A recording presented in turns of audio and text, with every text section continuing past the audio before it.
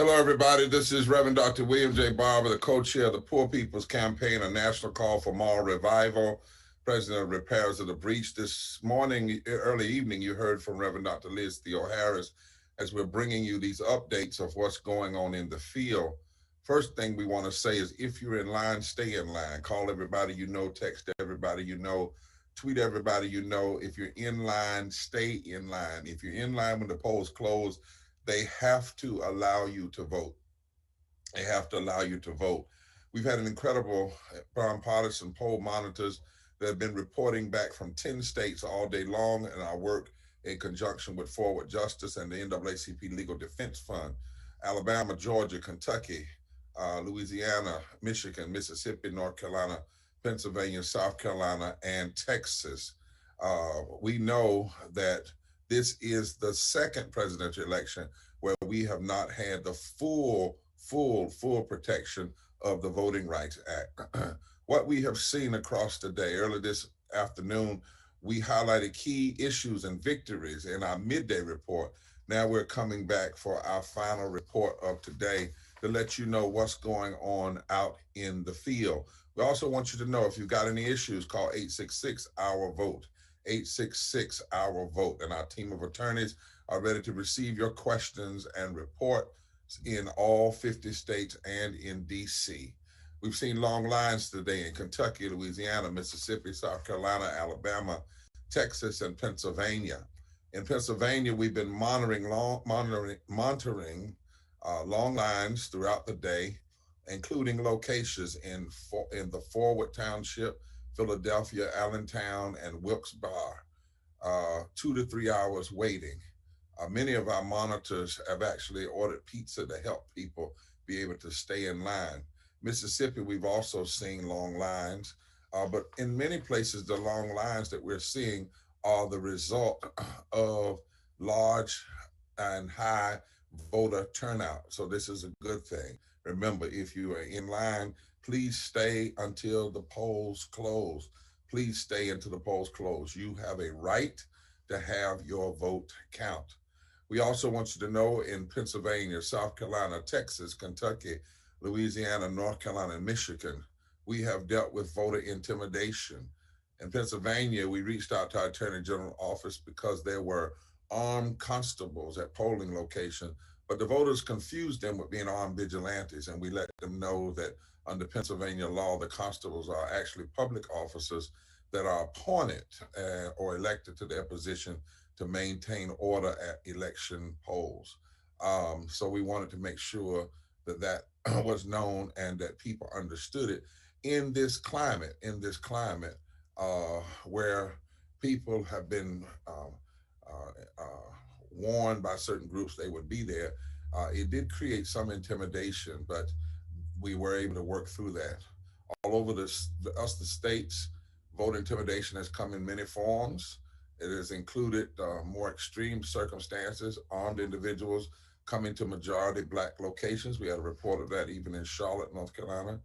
Our voter protection team has successfully worked with the election officials all across the country to pull down intimidating symbols, aggressive electioneering, and people engaging in intimidations being removed from the polls to protect the safety of voters and the sanctity of the vote.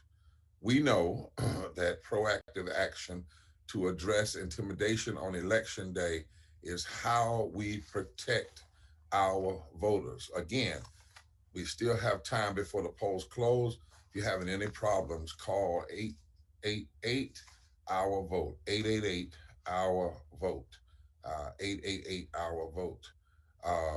Let me make sure that number is correct because I don't want to give out any wrong information. 866, that was a typo, 866-OUR-VOTE, 866-OUR-VOTE. Also, we have seen some voting malfunctions reported from Louisiana, Kentucky, Mississippi, and Texas. In Kentucky, most of the technology is working great, but there have been some places. In Texas, electronic poll books in Hopkins County were down for half an hour or more at various locations. In North Carolina, there's been an extension of when the votes will be counted because of some delays at various precincts.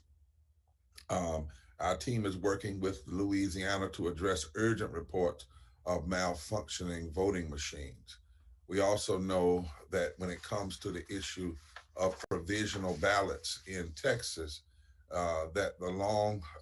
provisional ballots in Texas, we have reports of high numbers of people receiving provisional ballots. Over 20% of voters at one site in Barber County are receiving provisional ballots because they were registered in Brazoria but live in another county, despite the fact that they should be able to vote a regular ballot if they are registered in Brazoria.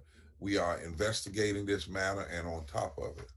We have had the lack of access and the lack of appropriate signage in North Carolina and Alabama, Texas, Georgia, Pennsylvania, Michigan, Mississippi, Louisiana, Kentucky, and South Carolina.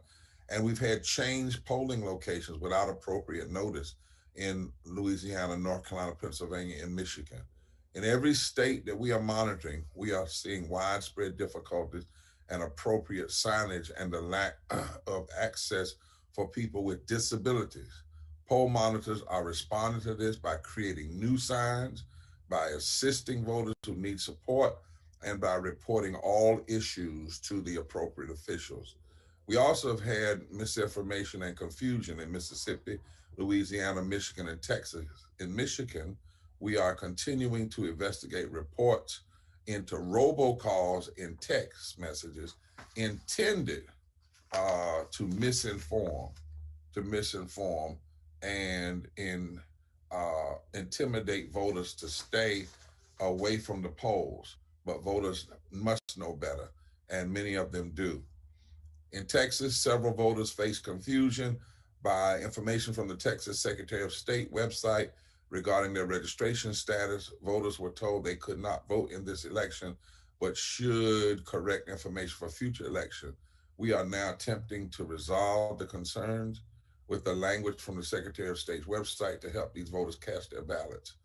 And across all the states we are monitoring, we are continuing to see COVID health concerns related to social distancing and mask wearing, a lack of parking, poll monitors being asked to leave, unstaffed polling locations, and extended polling hours. We are fighting for and keeping track of the places that have extended their polling hours tonight because of the various difficulties that are happening. Places like Sampson County, North Carolina, Guilford, Cabarrus County, mainly due to technical issues. DeKalb County in Georgia, the extension was requested to make sure electors had the required 12 hours of voting. Texas, Upshur County, due to technical difficulties. Pennsylvania, nothing to report yet, but keeping an eye on northern Pennsylvania counties.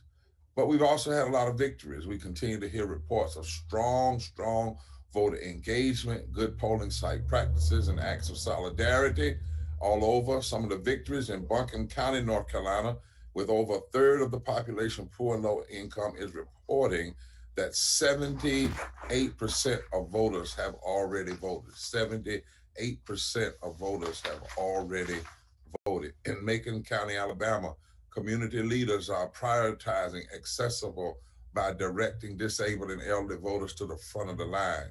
In Charleston County, South Carolina, where more than 1/4 residents are Black and nearly 1/3 residents are poor and low income, volunteers are reporting that COVID testing was available to everyone at the polling site. And earlier in the day, voters in North Charleston were receiving fresh donuts, coffee, and other snacks so that people can stay in line. In Pennsylvania, where 46.3% of Pennsylvania's population have lost income due to the pandemic and economic crisis, our poll monitors in Allegheny and Dauphine worked hard to successfully address signage and make their own and accessibility issues when the poll workers weren't able to resolve the issues on their own. And in Kentucky, we're getting reports that great precautions are being maintained in Madison County. Friendly poll workers are cleaning regularly and have taped the door so that the handle doesn't have to be turned, but can be pulled instead. In a county with 19.5% poverty and over 37% of poor and low income people. All over, all over, we are seeing people being active and people deciding that they are going to vote. We do have these problems that are there. We'll be addressing them in the days to come, but we're asking people to be safe. Continue for these next time, the rest of the time tonight. Put on your mask, stay in line, don't leave. One of the things we've seen in this process is how unnecessary all this has to be. It's not as though we don't know exactly when elections happen every 2 years, every 4 years. And what we see is that there's still a strong segment of politicians in this country that treat their elected offices like they belong to them, and they are working hard to make sure that voting is not easy. One of the works we will have to do in the days to come is to continue to fight not only for the right to vote, but for all the things to be done right so that people can exercise their vote full and free. It should not be 3, 4, 5, 6, 8 hours of waiting when we know well in advance and we could establish the kind of precincts and the number of precincts for people to vote. We know well in advance what kind of signage is needed, what kind of machines are needed. We know we need access for parking. But we're going to fight these battles. But for right now, the fight is to stay in line if you're in line. Get in line before the polls close so you can vote. Do not leave. Do not leave. Take care of yourself. Take care of others. Put on your mask. Put on your gloves. Carry your sanitizer with you. Make sure you have some water, something with you. If you can't stand that long, take a folding chair. There's no law against you having a folding chair with you, but make sure, most of all, that you exercise your right to vote. The Poor People's Campaign, a national call for moral revival, has been committed not only to rally in the street, but to rally at the ballot box. We see them one and the same, just like we see also rallying in the legislative suites to change policy. We build power and then we use that power because voting is power unleashed. Voting is power unleashed. Not to vote is to leash power, and power should never be leashed. It should always be unleashed for good, for justice, for love, and for truth. I want to thank all of the workers, all of the volunteers all over the country, and especially those in these 10 states who have done a tremendous job making sure that we were on the front lines, and we will stay on the front lines until the polls close, on the front line, making sure that we challenge all injustice and all irregularities because we are insistent that our right to vote will not be denied or abridged by anyone.